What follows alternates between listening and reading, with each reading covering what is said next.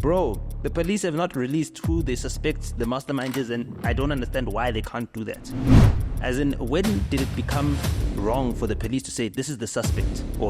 And the fact that, even before I went to the States, I was receiving death threats. I was receiving, threats of violence from the same people that are inside the same crew.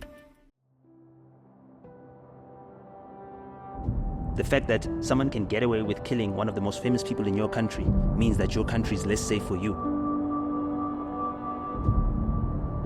Because there's nothing discouraging someone who might want to take your life from doing it because they see that clearly they can do it and get away with it. Where have you been, bro? What do you mean? Dude, I don't know. Where have I been? I haven't been quiet as far as I'm concerned, you know what I mean? But I've been around. I've been in the United States for most of last year. And I'm going back there again soon. So, I just took this opportunity to spend some time with family, do what I need to do, sort out some business things that are still needing me here. And then, that's basically it. I don't know where else I could have been. I haven't done anything differently other than not be in Johannesburg. Because there's a rumor in the streets of social media that you've been making a whole lot of noise on the internet.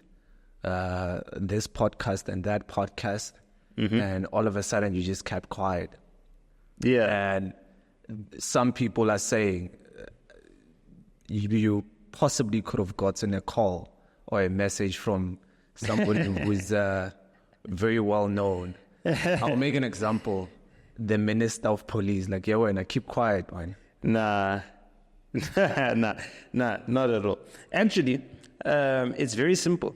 When I had time to be on everyone's podcast before I went to the States, I made the time because I knew that soon I'm going to the States.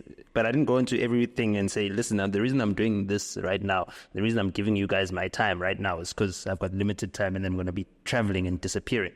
So I wanted to record as much content as I could before I travel. Either way.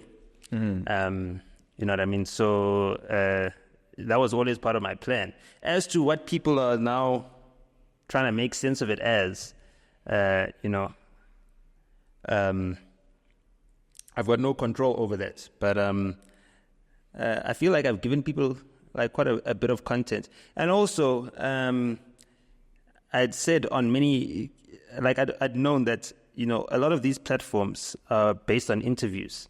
And they're only as interesting as the type of people that you get to interview, And if you're going to be interviewing famous people or celebrities or people that are well-known, there's a handful of well-known people that you're actually going to get good content out of. And I'm one of those people, you know what I mean? So once you've interviewed me and a handful of other people, there's really nothing left, So it'll end up boiling down to a handful of people that go on to various platforms, whereas all the other platforms that interview people will only get traction when they're interviewing certain prominent people. Other than that, no one will really care because it's not really about the story. Sometimes it's about the public interest in the story. And so, I've been able to keep public interest in me to a certain point. And then when I decided that I didn't want any more of the public interest in me, I withdrew it. And that was that. Was it too much for you, trending week in, week out? No, I had no control over that. People were making me trend. It's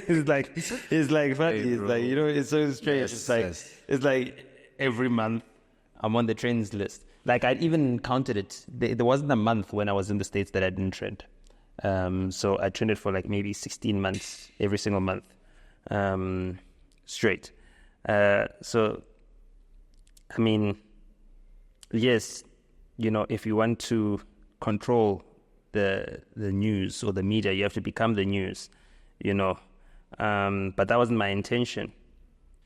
But I wanted to basically also make sure that the people that are the ones that are making the most impact on social media aren't just your celebrities. Yeah. You know what I mean? Yeah. So yeah, it is what it is. I mean, even to this day, like today, like people are just blowing up. Social media is doing what it's supposed to do. It's supposed to take someone who, without the support of mainstream media, now can be seen by the people, and then the people can then decide if this is a person that they relate to, that they like, that they'd like to influence them, etc., etc. You see, now there's this in Ntandokazi. Like before, in Ntandokazi would have to be chosen by Bona magazine. Yeah. Then Bona magazine would write an article about her, and then this is just using an example. And then all of a sudden she'd be famous or whatever. She'd get brand endorsement deals. Now people on Twitter, the timeline just decided. People actually on TikTok are the ones that decided we'd like to make her famous. And it goes two ways. You'll get the Shebeshits, you'll get the Ntandogazis, and, anything in between. Speaking of Shebeshit, what do you make of his come about? Limpopo does this every year or two. Okay. Yeah. They gave us Kim Gunada, they gave us Makadzi, they're giving us Shebeshit now. Okay, but looking at Shebeshit, do you think he might fade away? Limpopo does this all the time. Like, they've always got an artist of the moment, and for that current moment, that will be the only artist from Limpopo that anyone cares about in the rest of the country, or the only artist from Limpopo that the rest of the country will know about. And, it's like musical chairs. It's a rotating seat. Yeah. So at a certain point in time, King Monada had it. Then he passed it on to Makadzi. And now Makadzi has passed it on to Shebeshit. Isn't that a good thing, though? Like having your own people supporting you? Look, I mean, the phenomenon of just one artist is never representing a whole entire scene is never a good thing, because there's many talented artists in Limpopo, and it's just sad that they can only rise to national prominence one at a time. Yeah, which is just, it's not good for the actual scene itself. There was a time when Buju Muju was the biggest artist, and then his time passed, and then it was DJ Stunkero. Yeah. You know what I mean? But isn't that like part of the culture where people come and they go? Or do you think people should just, continue with the wave that they are running at? Do you know what I mean? Yeah, no, I'm just saying. Black Coffee has been stable. Yeah, but he's not the only DJ. Okay, fair enough. That's the whole entire point. As in, when it comes to Limpopo artists, there's one artist that is the main artist from Limpopo at a certain point in time. And I mean, it didn't even go from King Monada to Thingamajig to Makadzi. It went from King Monada to Master KG, then to Makadzi. Makes sense. You know what I mean? So, like, if you look anywhere else, it's not like there's one artist from Joburg, or there's one artist from Durban, or there's one artist from Eastern Cape. But when it comes to Limpopo, there's one artist at a particular time that represents that entire province. And also, most of those artists are Pedi artists. People like to try to be too technical with these things. There's certain language groups which are the same. Pedi, Tswana, Sotho, same thing. Zulu, Swati, Ndebele, Xhosa, same thing. So there's the Nguni language groups, and there's the Sotho language groups. The Sotho language groups, if you look at the Sotho language groups, if you compare the Sotho language groups as a total to the Zulu population, you can't say one is bigger than the other. It's almost similar numbers. In fact, there's more Sotho language group people than there are Zulu people. So I don't think that argument applies. I just think that, in certain instances in South Africa, we tend to only support one person in a particular field, and that's it. We don't see any further than that. So if this person, when it comes to podcasting, there's MacG. Anybody else does not count when you comparatively look at the amount of impact and influence that they have. You know what I mean? Whereas there's a whole lot of platforms, but that one particular platform has got much more influence than all the other platforms combined. Yeah. Which makes it, almost inconsequential, the fact that there's so many of them. Speaking about music, South Africa created Amapiano. It's now global, but it seems as if like it's being consumed. Do you disagree? Globally. It's being consumed globally, yes. Okay, it's still in the process. Yeah, it's still developing. Okay. Yeah. So what I wanted to ask you is that the world seems as if like they're getting Amapiano from Nigeria, and Nigeria they're claiming this is just social media that they own Amapiano. They took Amapiano from South Africa, brushed it up, and sold it to the world. What do you make of that? Yeah, well, I mean, they can say whatever they want. But I think the biggest Afrobeats song of recent times is Water by Tyler. And she's South African. And she's a Grammy Award winner now. And she won the first Grammy at Best African Musical Performance, or whatever the case may be. And if you look at it like that,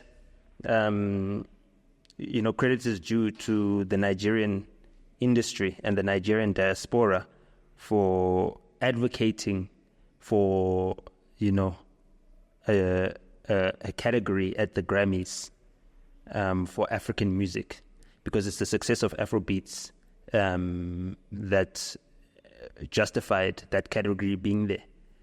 But credit also to South African musicians, because our industry is so much further developed than any other industry on the rest of the African continent. I mean, even if every Nigerian decided to start making Amapiano, they still wouldn't be able to extract as much value from it as South Africans can, because number one, we originated it, and number two, they just don't have the dance culture that South Africa has. South Africa's got the greatest dance culture in the world, and you might be able to replicate the beats, but you can't take the moves.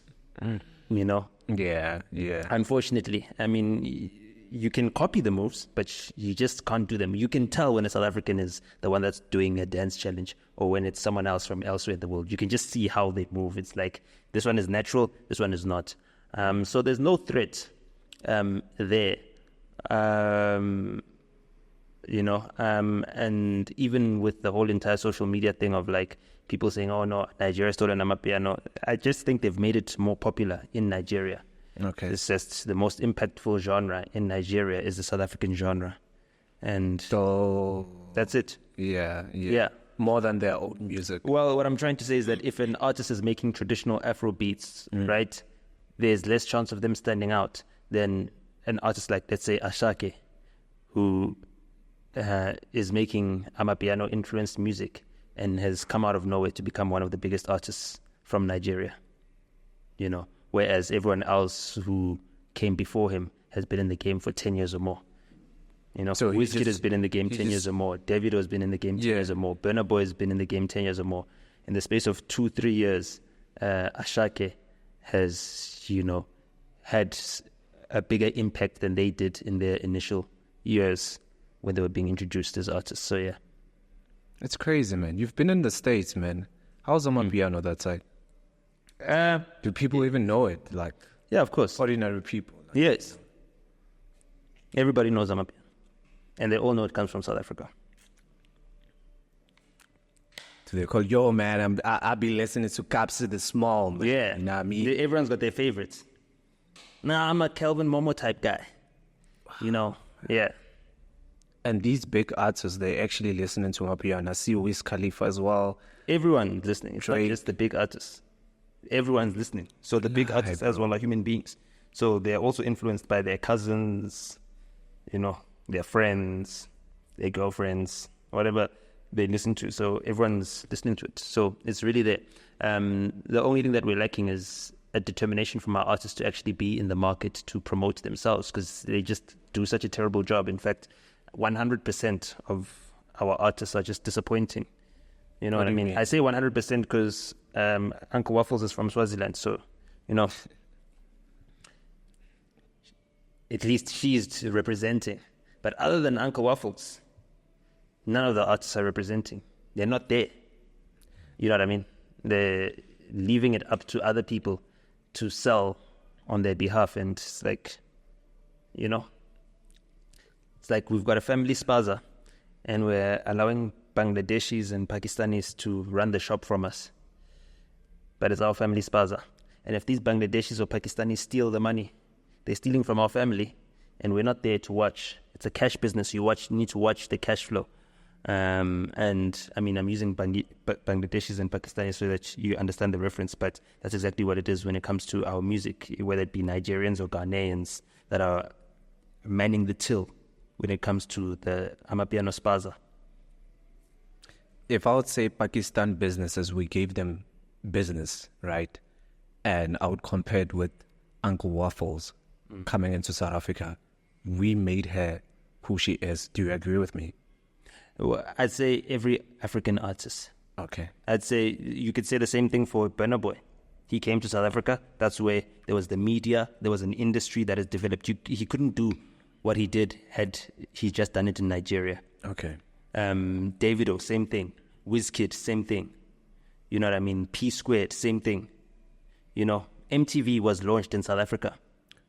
Okay. MTV for Africa, it was the MTV. But they found Channel O and all those things here. And those were continental platforms. So that whole entire industry, wherever Afrobeats is today, is thanks to South Africa. So if anyone that thinks that South Africa owes Nigeria or anything else for the prominence of South African music, they clearly have the wrong end of the stick, or they've been misinformed. The entire African music fraternity owes South Africa for its success, because without South Africa, they would have never gotten a platform. So Tyler might have won the first Grammy for an African artist in the category for African music at the Grammys. But the first Grammy won by an African was won by Mamere Makeba in the 60s. I think 1964, 1963 or something like that, So however many years, 60 years ago. And that was a long time ago. Yeah, by a South African, And because she won, she then put a spotlight on African music because of her prominence as well. And then the rest of African music gained prominence through Mama Africa. Whether it be Huma Sigela or Fela, all of them as a direct result of the popularity of Mama Africa. She opened the door. She opened all the doors. Wow. Every single door. You know what I mean? And therefore South Africa opened those doors. You see? So yeah, that's where we're at. I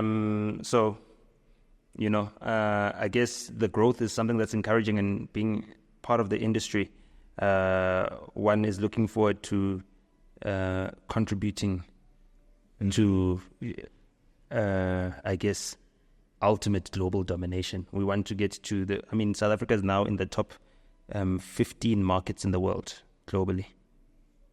Top 15, 16. We might be either number 15 or 16, interchanging,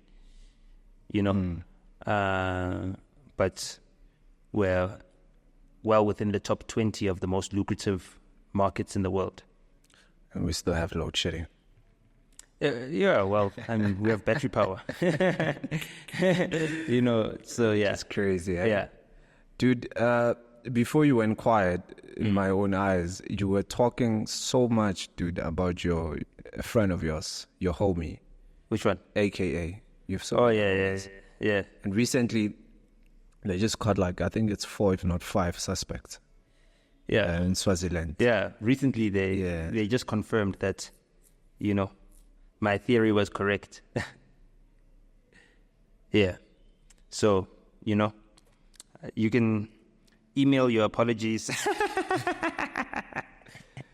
What's that? So yeah, it's just crazy. It's like, the vitriol that I took, the way in which people were, saying all these horrible things about me. Calling me a clout chaser, what? Oh, this guy is doing this. And then for the police to then, over a number of months, confirm most of what I've said. And that which has yet to be confirmed yet, is because we've got limited information. How did that make Just you that. feel, bro? Like when you found out, when you saw it on the news, probably like. When I saw what happened, Yeah. well, I mean, I got a phone call to say what had happened in the middle of the night on the Saturday morning at like 1 a.m. Because someone was like, yo, man, why haven't you said anything? I haven't seen you tweeting or posting. Like, did you see what happened? I'm like, what are you talking about? I was asleep, you know, when the news first broke out. So now when I wake up to it, I'm like, damn. And when I saw the CCTV footage, I mean, it didn't take me long to conclude what had happened. You know what I mean? I could see what was going on. I observed already in the previous days the stories and everything else as it led up to that whole entire thing. Yeah. And I mean, the saddest part about it is that, you know, we're congratulating the police. What? Oh, yes, they've arrested people. But, bro, the police have not released who they suspect the mastermind is, and I don't understand why they can't do that. As in, when did it become wrong for the police to say, this is the suspect, or this is who we want, this is who we're looking for? If you've got any information on this individual, please contact the police. Since when are we not calling to the public to say, listen, these are the people that we're looking for, whatever? They say they've arrested most of the guys. They say the third guy escaped or whatever, or wasn't apprehended. There's still 2 guys who need to be extradited from Swaziland. This third guy, why isn't there a wanted poster everywhere in Swaziland, in Mozambique, in Zimbabwe, in Zambia, all the way up until Tanzania? Because we know that if Thabo Bester could get there, these guys could get there as well. You know? Yeah. Why don't we know who this other guy that's missing? What if he's amongst us in the streets and we don't say, hey, this is the guy they're looking for you? Why aren't we not getting that information? And why is the media not asking those questions? I mean, you watch the media from ENCA and everything else, and you watch the interviews, they're interviewing the family, and you're asking yourself, like, where do we get these journalists? Like, when are we going to get, like, someone that's just going to take all the journalists and, like, remove them from our TV screens until we start to get serious about the journalists? The level of questioning that they're asking, they're not asking these questions. These are the most basic questions. Okay, why don't we have wanted posters? For example, who paid them 800K? Like, why can't you tell us that? Sure. Where did the 800K come from? Sure. Oh, also, the journalists themselves, once they've got the information on these suspects and the people, why aren't they giving us, this is suspect number 1, this is where he went to school, this is what he does, this is where he gains businesses, so that you got more information. And the more information you have, then you can get the connections. You know what I mean? But the public is not being given that information. The police also, their investigation is basics. The investigation is just concluding the things that I already could think of in the first 5 minutes after I saw the CCTV footage. You understand? I'm not even a qualified investigator. I haven't even looked at a criminology book. The knowledge that I've got about forensics is limited to the fact that, the father of my primary school principal was the head of the forensics department in Joburg, Dr. Mike Cockett. And Dr. Mike Cockett, had us go to the forensics department in Pretoria and learn about forensics and criminology and ballistics, etc., etc. So apart from that little primary school tour of how forensic evidence is collected and everything else, I've got no knowledge. That's knowledge that I gained in the year 2001. You understand what I'm saying? Oh, the year 2000 in grade 4. 24 years later, 23 years later, that's the same knowledge that I'm relying on. And it's given me, the same or similar conclusions as the police, who are supposed to be experts in investigation. So that just shows you the quality of police work that we've got. Tomorrow, the NPA is supposed to finalize its extradition request, and then we'll have more evidence. But even in that evidence, the evidence that's been submitted is like, okay, fine, these are the people that did this thing, but you don't even have a motive.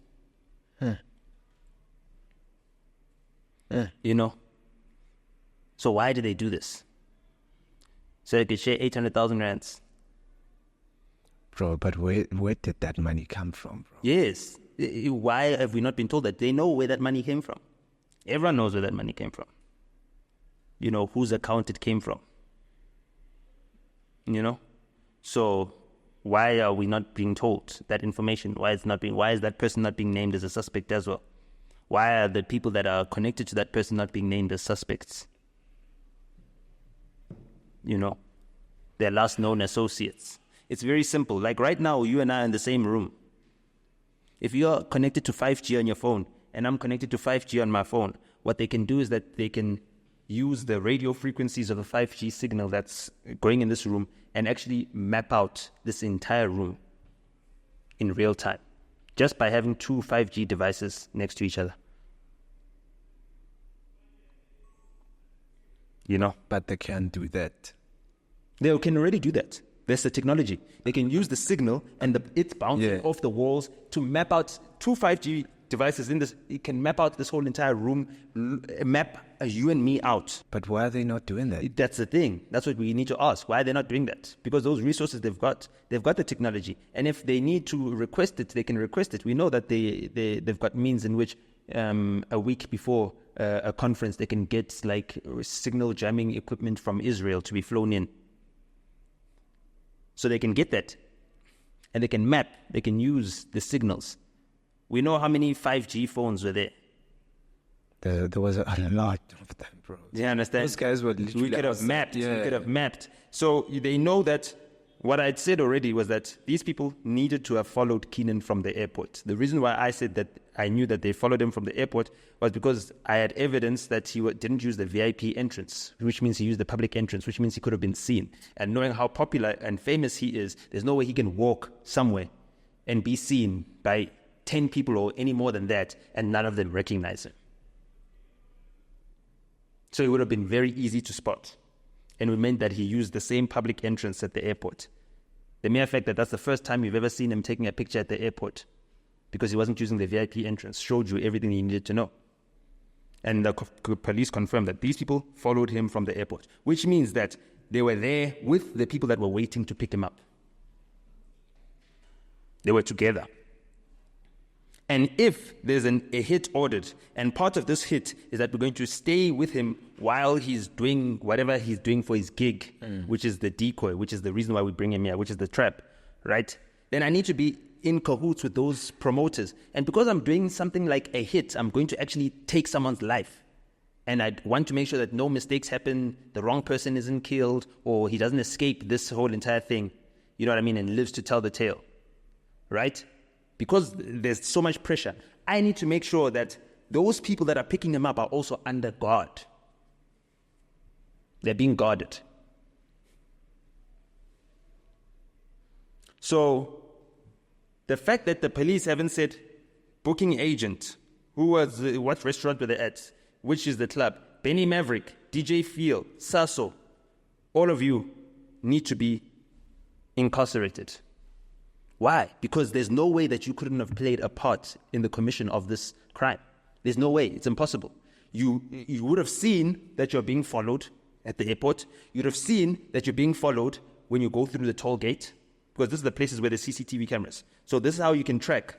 They could have tracked the cameras from the airport to see that they're being followed. Track the cameras outside King Shaka. There's a toll gate. You track that they're being followed. You track that they're being followed all the way to the Hilton in Umhlanga. All of which have been confirmed by the police. They tracked that they were being followed from the airport through the toll gates. So they tailed them. And then from that place, they went to Florida Road, which is far from Umhlanga. You have to go on to the M4, drive a long way past Moses Mabhida. And then, you know what I mean? What is it? Springfield Road or something like that. I forgot the street names in Durban. But either way, to get to Florida Road is a long way from the Hilton in Umhlanga. You understand what I'm saying? So they would have followed them the entire way. All the way. And they didn't go back and forth. They went from landing to the airport. They didn't end up... The only people that made it back to the hotel after the incident were the rest of his crew. Sure. And that means they go back onto that same M4. They ended up not going to the club because they didn't go to the club that night. Do you understand what I'm saying? They didn't go to wherever they were supposed to appear. So why have those people also not been arrested? Why are they not part of the suspects? Why can't they name them as their suspects? We investigate them. They're innocent until proven guilty. But they're suspects. We don't want them to leave the country. We don't want them to go anywhere without letting the police know. Yeah, that's what I'm saying. Sure. And the fact that, even before I went to the States, I was receiving death threats. I was receiving, threats of violence from the same people that are inside the same crew. And I asked myself, if, let's say, AKA's road manager is now calling me to threaten me because I'm upset that something happened to him. You understand? He's not calling me to say, listen, I understand you're upset, hey man, but I had nothing to do with this. I was also in danger, whatever. He's calling me to say, hey, now you're raising suspicions at me. You're making people look at me funny. If you're innocent, you don't care if people are looking at you funny.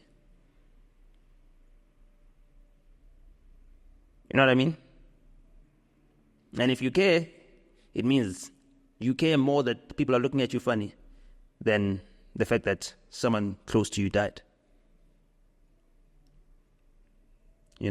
So, that's been a very difficult situation to deal with. And just looking at it as well, it's like, bro, apart from me, no one's really speaking. No one. True. No one. And the reason why I speak is that, if it could happen to him, it could happen to me. You understand what I'm saying? If it could happen to him, it could happen to me. And, okay, if it happens to me, who's going to speak for me? I don't care. But because it happened, and it didn't happen to me, I'm going to speak. Because at least I'd like there to be someone sensible that if something like that were to happen to me, they'd also want to speak. I'd like to have a friend like myself. If I could choose a friend for myself, I'd choose myself. Because you can speak for yourself. Well, I at least have shown that I'm willing to, risk my life to speak for others. That's it.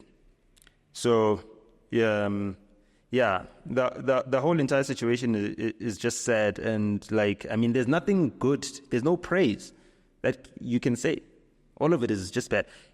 Oh, we've been waiting to make arrests. We made it systematic. If you knew this evidence, the evidence that you've got, okay, this is the car, this is the whatever, why did you wait until now to make those arrests? How many people could have died? They say, no, we need to be systematic. No, you're lying. Because the amount of time that you allow these guys to be free, that's the amount of time that you're giving them to go and kill witnesses and to get rid of evidence and cover their tracks. The quicker you arrest these people, the less chance you've got of making it difficult to prosecute them.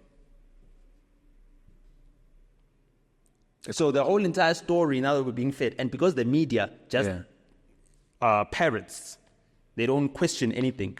Now the whole entire media is like, oh no, the cops are doing a good job. And then they'll go around, do you think the cops are doing a good job? Oh, well, I guess since they've done something, it's because the cops have done fuck all. So people are obviously going to be excited that the cops are at least doing something for once. You know what I mean? It's like, they're at least doing something. The cops used to say that, we want to at least have suspects or arrest someone within the first 72 hours. They used to say that. Now they don't say that anymore. But they say, no, with the things that we found that within the first 72 hours we are rushing to make arrests, and then when we go to court we haven't gathered enough information to have a conviction.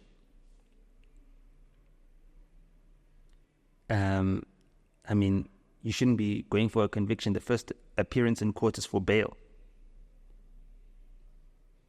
You know what I mean? Yeah. And when when you're applying to deny someone's bail, you can state that you're still, investigating further. And that person can apply for bail, but now they're a suspect, they're recorded, it's on record. You know what I mean? It makes it more difficult for a person who's on bail to hide evidence and not contact witnesses because they've been given an instruction not to do that, than it is for someone who's just allowed to be free and we're just seeing how much damage they'll do while we watch closely. You know what I mean? It's as if they're on assignment. And now, okay, no, assignment is over. It's time for you to report back to the base. So that's just the shambles of this whole entire investigation. And the way that you're looking at it, I mean, like, damn. And it's just sad that Keenan's family themselves, they don't have private investigators hired. Because if it was me, in that same institute, like, whatever is the payout from my life insurance or whatever money is got, my family is not spending that. That money is going to private investigators to ensure that we get justice, first and foremost.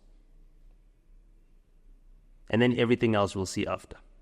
The business, the monies, the T-shirts, we'll see after. Jeez, man. Were you not concerned that this might end up as a Senzima case? No. That's going to take another 10 years, 15 years? No. Because, I mean, we can't compare AKA to Senzo Meyiwa. Senzo Meyiwa is just a Paris soccer player. You understand what I'm saying? Bafana themselves are not more popular than Kaizer Chiefs or Orlando Pirates. So him being a Bafana captain does not give him more prominence than him being a Pirates player. You understand? So, you know, AKA's music is enjoyed by Pirates fans, Chiefs fans, Sundowns fans, Swallows fans. 100%. Black, white, colored, Indian. You used to perform at the stadiums. Yeah. You understand? For both fans. For many, many years. AKA is a much bigger figure than what Senzo Meyiwa is. Like, that just shows me that whoever it is that plotted to have him killed must have been really close to him. Because only someone that is really close to you sees you like someone that is not as important as, you know, what AKA actually is to people. I'd have to be really close. I'd have to know that when you don't brush your teeth in the morning, your breath stinks. You know what I mean? Or something like that. But Nota, I need to know the color of your underwear for me to undermine you to the extent that I think that someone can come and kill you and that it will blow over. But why would you do something like that? Because it needs to be someone really close to you. But why would that person want to do something? Let's say that you and I are part of a business. We get a tender for 5 million. Now there's 3 other people inside the business. Now we decide that because of this tender, the way it's split up, the one guy who is AKA in this regard, because he's the main member, he's getting 4 million of that 5 million tender. And the rest of us are sharing 100,000 rands. I mean, 250,000 rands each of the million rand, because it's 4 of us. If we get rid of him, each of us gets 1.25 million. Is that what you're saying? I'm just saying. I'm just suggesting. These are the things that could lead to people close to you getting rid of you. Is that AKA being alive means that the rest of us get 250,000 rands. Him being dead means we get 1 million rand on top of that. We get 4 times more than we had. In addition. So 5 times more than we would have gotten. Would you compare this to DJ Somebody and his partner? Same thing. Except with DJ Somebody and his partner, everybody knows that all of them were involved in the nightlife world. And therefore, the police are like, they're killing each other. Minus one problem. Do you understand what I'm saying? As in the attitude in terms of people now wanting justice and thing for DJ Somebody. People look at DJ Somebody as a guy who was involved in a part of life that could get you killed.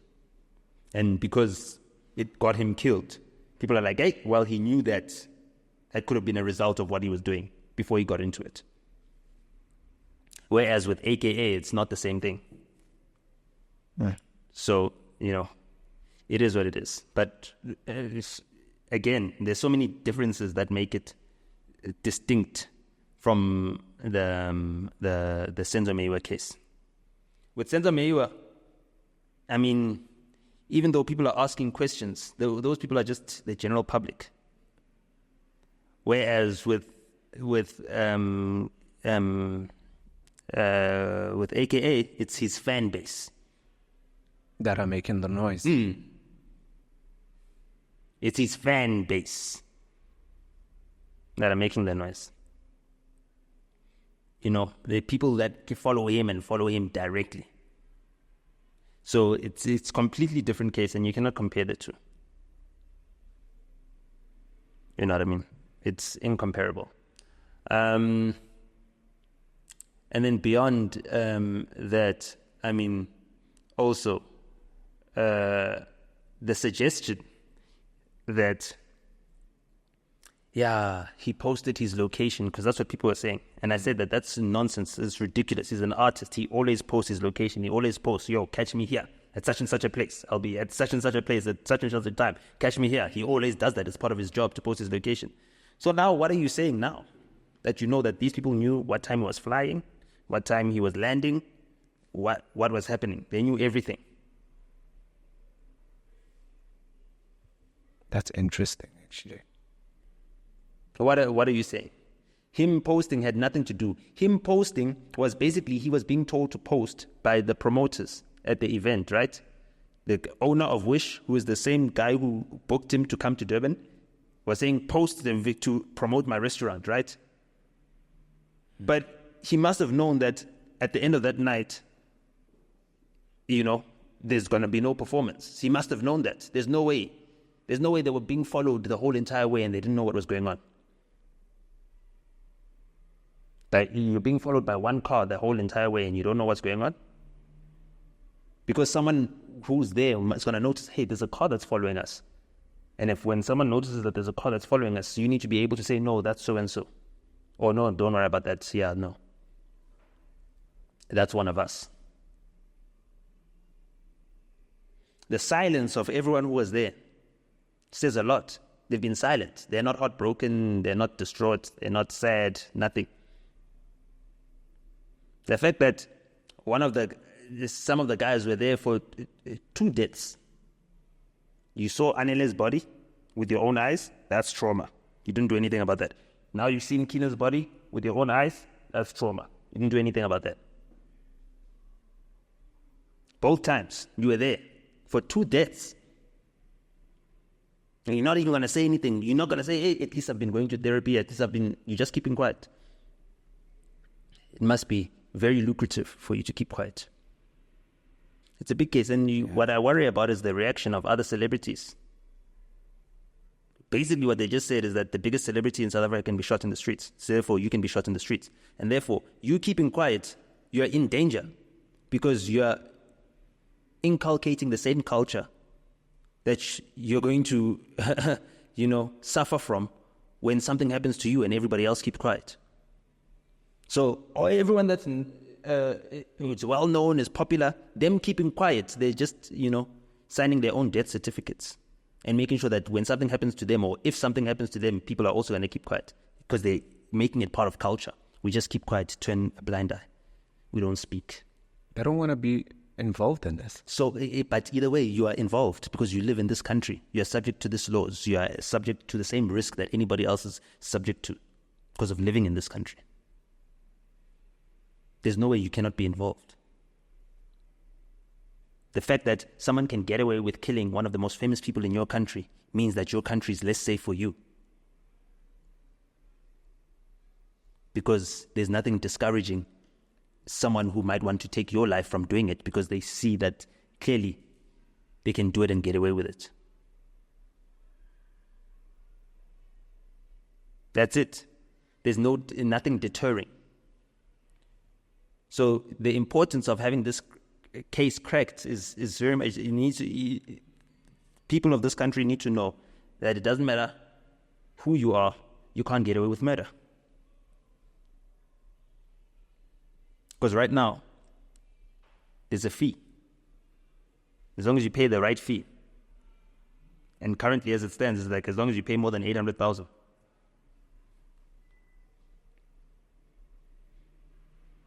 And, that's it. That's the current state of the country. So everyone needs to watch their back. Everyone needs to live in fear because they decided not to speak and not to say something. And yeah, they can only have themselves to blame. I made the decision that, okay, fine. If it's going to go down, I at least want to have something to say about it. That's scary, eh? It is. But we can't be scared. That's paralyzing. And then it stops us from doing whatever we need to do. We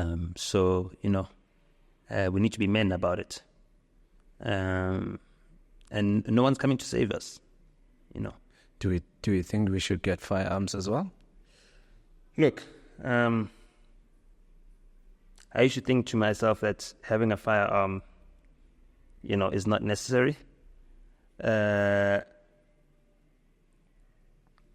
But the only thing it can do is act as a deterrent. But to what ends? Because it might deter someone who's got a small gun, but someone who's got a bigger gun. Yeah. And also, carrying a weapon means that if you're going around telling people, yo, I carry a weapon, I'm a gun carrying whatever, when they come for you, they're going to come with big weapons. Because they know that you carry. So they're going to come prepared. I'd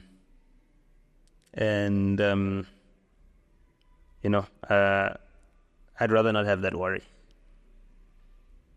You know what I mean? I'd rather not have that worry. I'd rather negotiate for myself from a position of, like,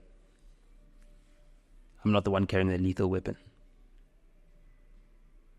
So I'm just saying this because Benna Boy, I think he tweeted that I told you. Yeah, that carrier too. Yeah, you need to watch yourself. Yeah. Yeah, but I mean, how is that going to protect you? I think you have a point. Yeah, you understand what I'm saying? How is that going to protect you? From a guy who clearly has got no problem with killing and has done it before. You know what I mean? You're there to defend yourself. He's there to kill. You've got different motivations as well. So, I don't feel safer just because someone is carrying a weapon around me. In fact, I feel less safe. I just prefer not to carry weapons. That's it. Man, jeez. Do you feel safe? Dude, I take precautions. That's it. You need to take precautions. You can't be careless here, So that's it. One needs to take precautions. And also one needs to have access to intelligence. That's it. You need to be able to see threats coming. You know what I mean? And right now, I just assess. When I get intelligence about a threat that's imminent or something like that, I just assess, okay, where am I vulnerable? And how do I make myself least vulnerable? You just need to make yourself difficult to kill. And you need to make it impossible to conceal the evidence of who came for you, if they were to ever come for you.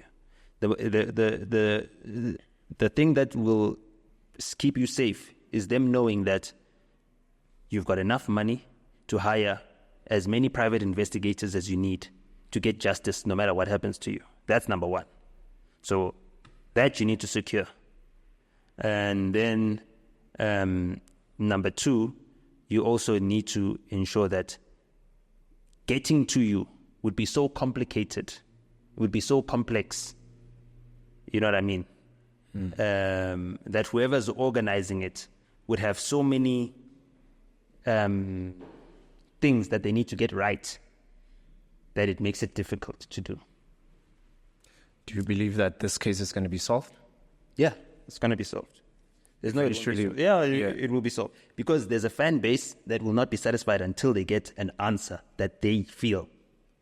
You know what I mean? And even if they get the answer, they still won't be satisfied because they've lost their icon. They'll even be angrier. It's just that they'll know who to direct their anger to directly. But that won't change anything. You know what I mean? You know? Yeah.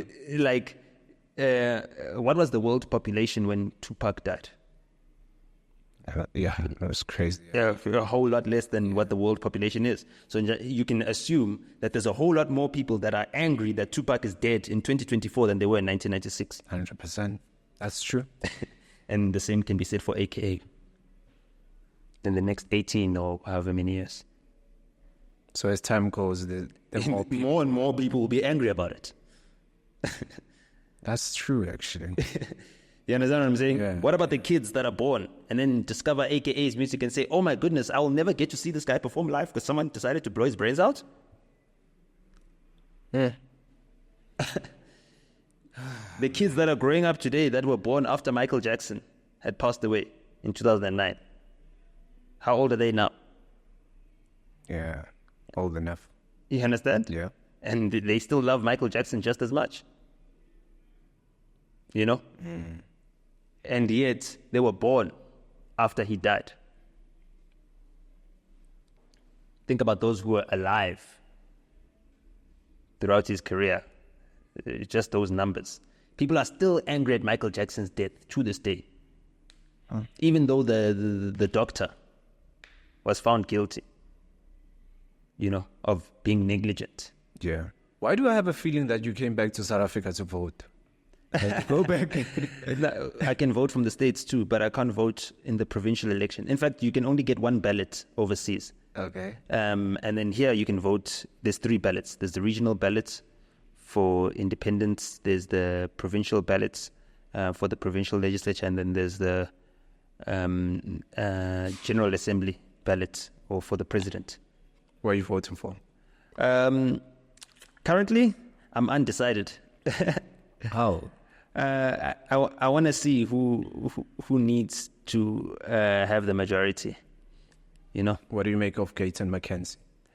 I mean, for me, the only real serious parties are the EFF, the ANC, the DA, and the MK. Okay. Yeah, those are the only real serious parties. Why are you saying they're serious parties? Is it because of they've got enough funding behind the scenes, or? It's not really about funding. Okay. Because the Action SA, I think, has got the most funding outside of the big 4 that I mentioned before. Rise, Mzansi or whatever has got a lot of funding as well. But I mean, funding doesn't mean support. You know what I mean? Mm-hmm. Nobody knows who Songezo Zibi is. No one's voting for that nigga. I don't care how much money he has. So that's like a campaign, like, there's no one that knows in the streets who Songezo Zibi is, dog. Songezo Zibi does not have my problems. He does not walk into the streets and people say, yo, Songezo. No. So no one's voting for him. If I was on the ballot, I would struggle to find people to vote for me. And people know who I am.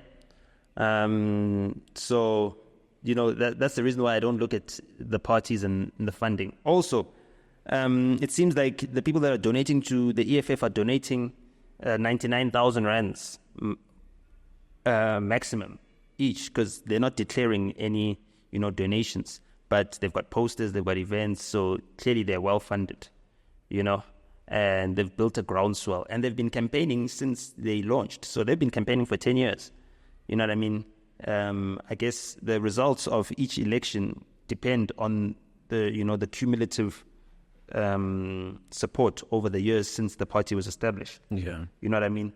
So whether or not the ANC campaigns this year, they will benefit from all the campaigns they've done in the past. They'll get voters from the campaigns they did in 1994, just the same way they'll get voters from whatever campaigning they do for 2024. And all of that campaigning, right, at the end of the day, will determine the results that they get on the 29th or after the 29th of May. Yeah. What do you make of Jacob Zuma leaving the ANC? Do you think that was a good move, or? Yeah, well, I mean, it was always going to happen. Okay. Yeah. It happened when Mandela came into power. There was a splinter with UDM being created, and at the next transition of power, when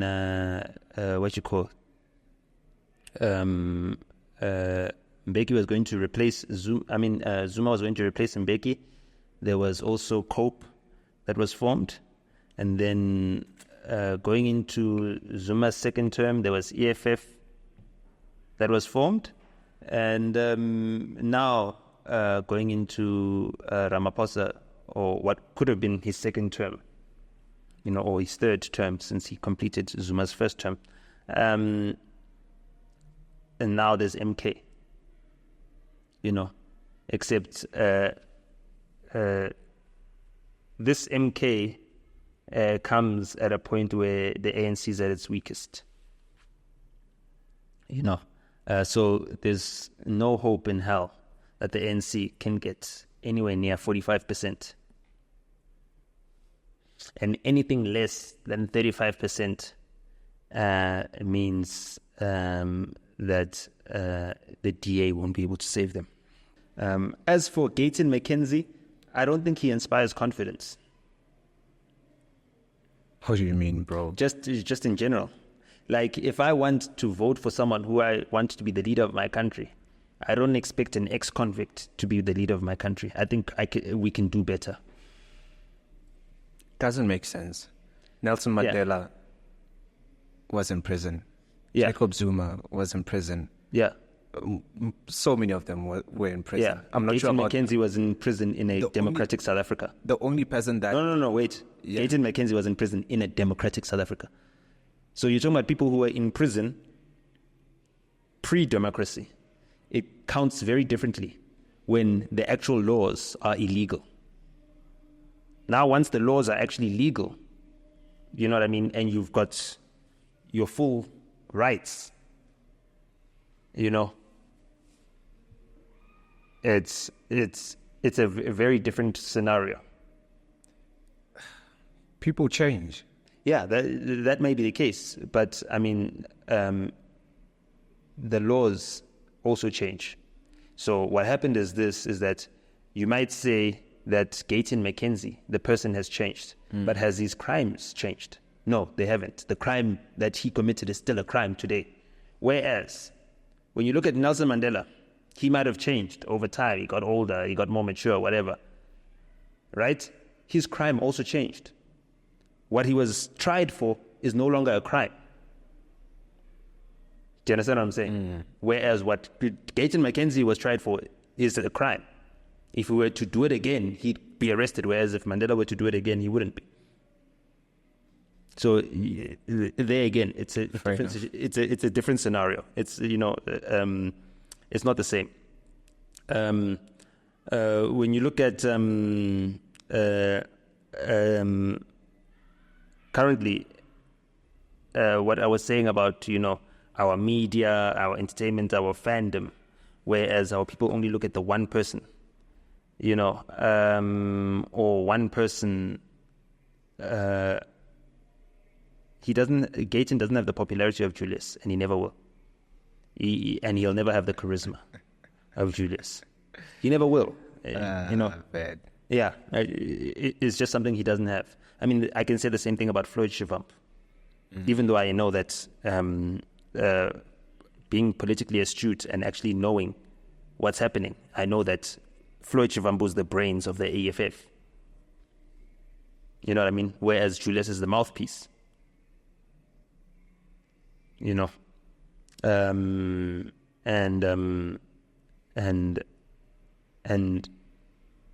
without Julius being a mouthpiece, the EFF wouldn't be as successful as it is right now. Without Floyd's ideas, they wouldn't be as intellectually sound. Their policies wouldn't be as sound. You know what I mean? Everybody plays their part. Everyone plays their part. Yeah. And it is what it is. You look at a party like the DA. I mean, John Steenhuisen Like, he's just a typical white boy, you know. And a lot of people don't understand what is happening in South Africa.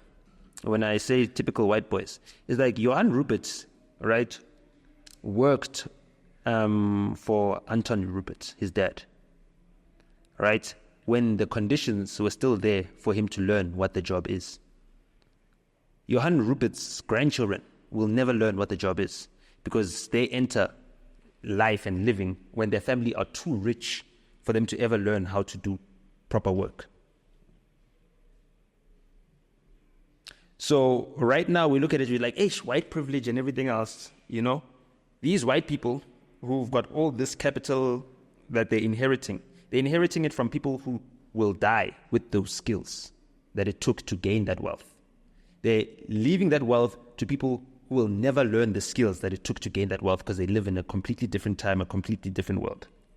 So basically you're finding rich kids, right, who don't know how to wipe their own asses. And when their grandparents are gone, when their parents are gone, they're expected to compete against kids who got it out the mud, who survived in spite of their parents not being able to be there to support them.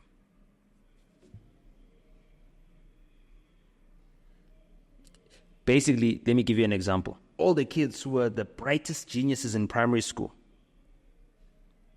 and didn't ever have to do a stitch of homework or didn't have to study. Now when they get to grade 10, things start getting tough. When it gets to grade 11, they're the ones who are struggling the most.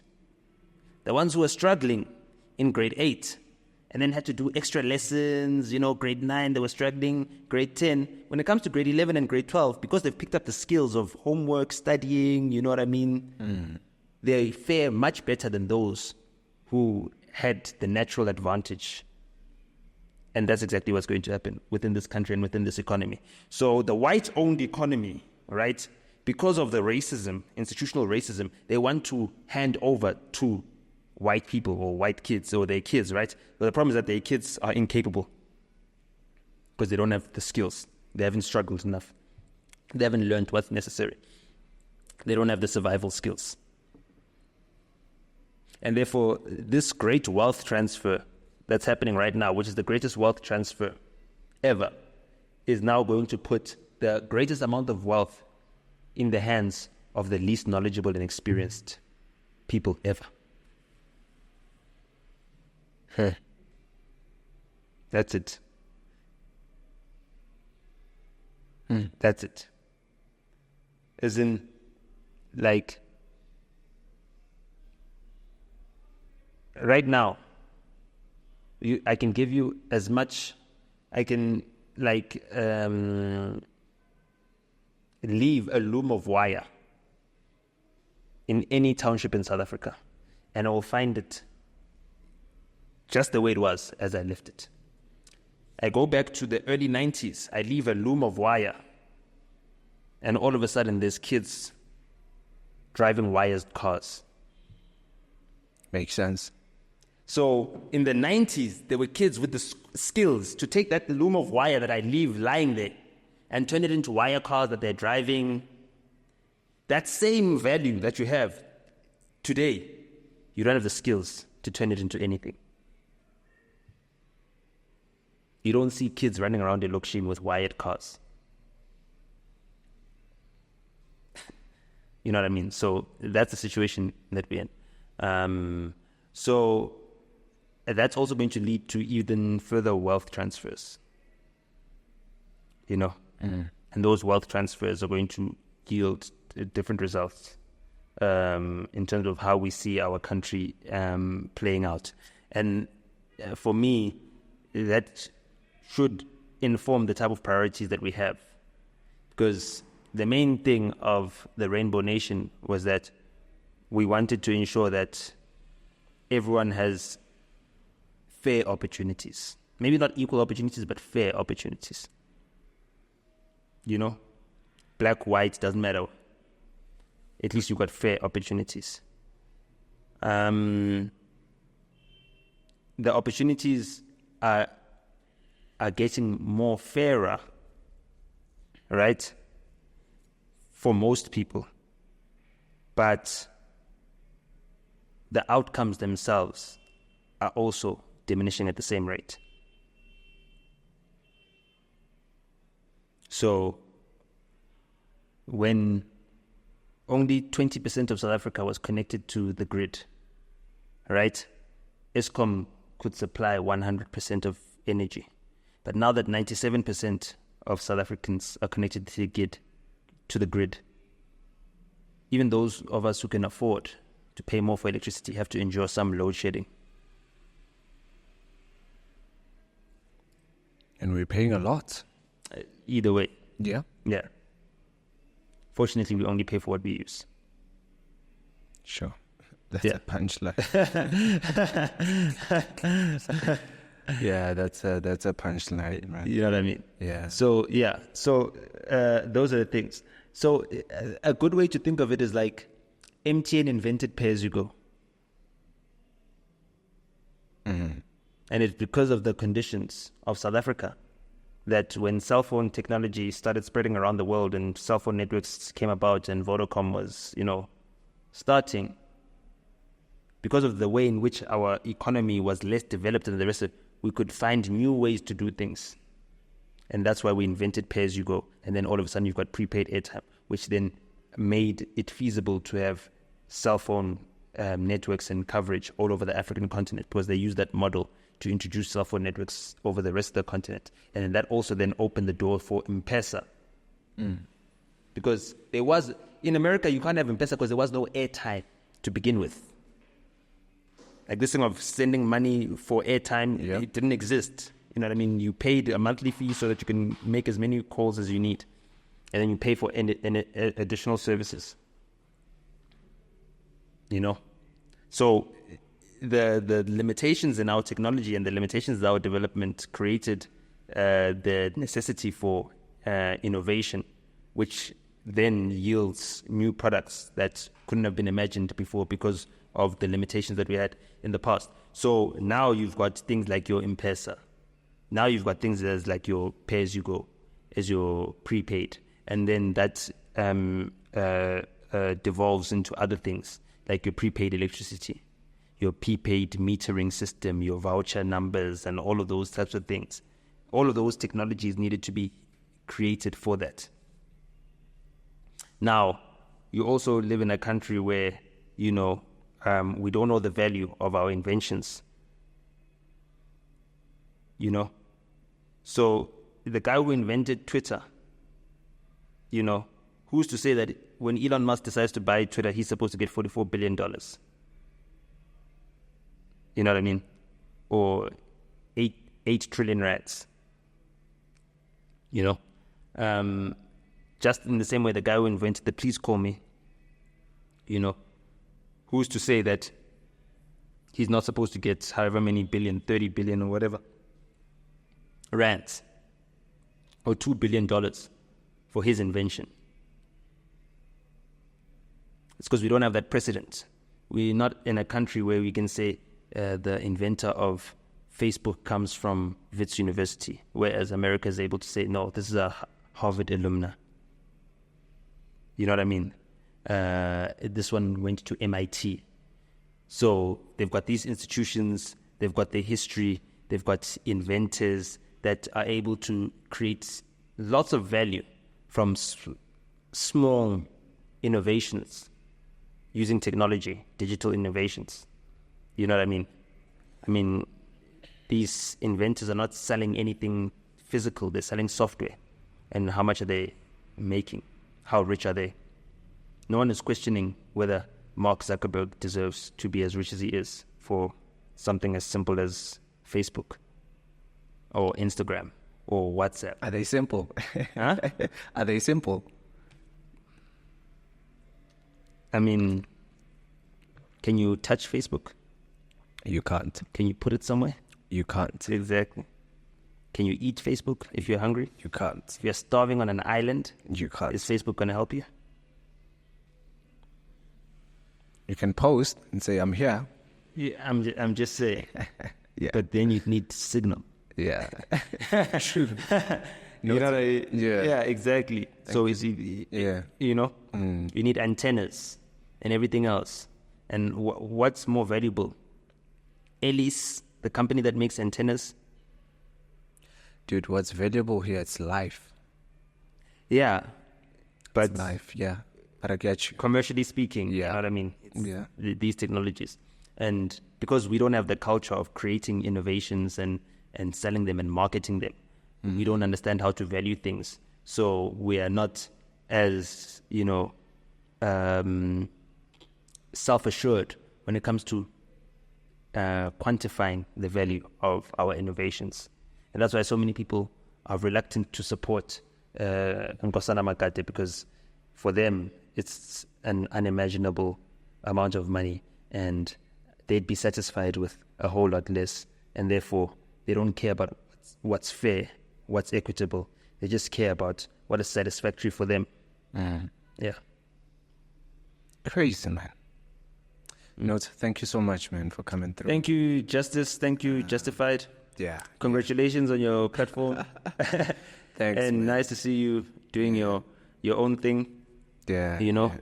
Shout out, man. Yeah. Shout out, See you. Good to see you. Nice to see you too, man. Back and all from the best. America. Yeah. Oh yes. No. I watched the Pitch Black Afro. Oh, is it? Would you help him? I've help him with what? Music. Put him out there.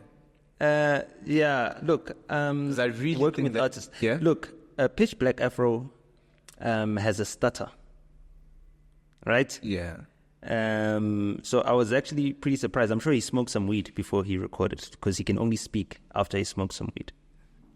Like, he needs to smoke weed, and then he'll be able to speak without a stutter. Like, seriously. Yeah, you know what I mean? So the fact that he was speaking without a stutter for all those hours, that was nice to see. And I guess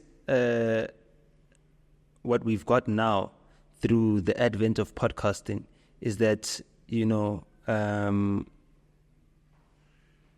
people are learning that the life of an artist, goes beyond them being introduced to you and the height of their popularity.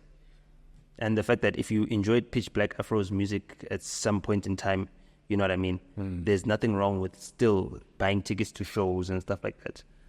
But now, me dedicating myself to assisting his career, I don't want to put myself in a position to help any artists. I just want to put myself in a position to do business, because I don't want to feel like someone owes me for helping them. You know what I mean? I want to keep it strictly business from now on, so that if anything, the work that I've done, I at least am satisfied that I've been paid for, and I don't feel like I got the short end of the stick, because that's what I had to do to build up my rapport and to build up my resume. I had to take the short end of the stick, and that has disadvantaged me in ways that I'll never be able to make up for it, apart from learning how to move better going forward. Yeah. Thanks, man. I don't know. Thank you. Easy, my G. Thank you.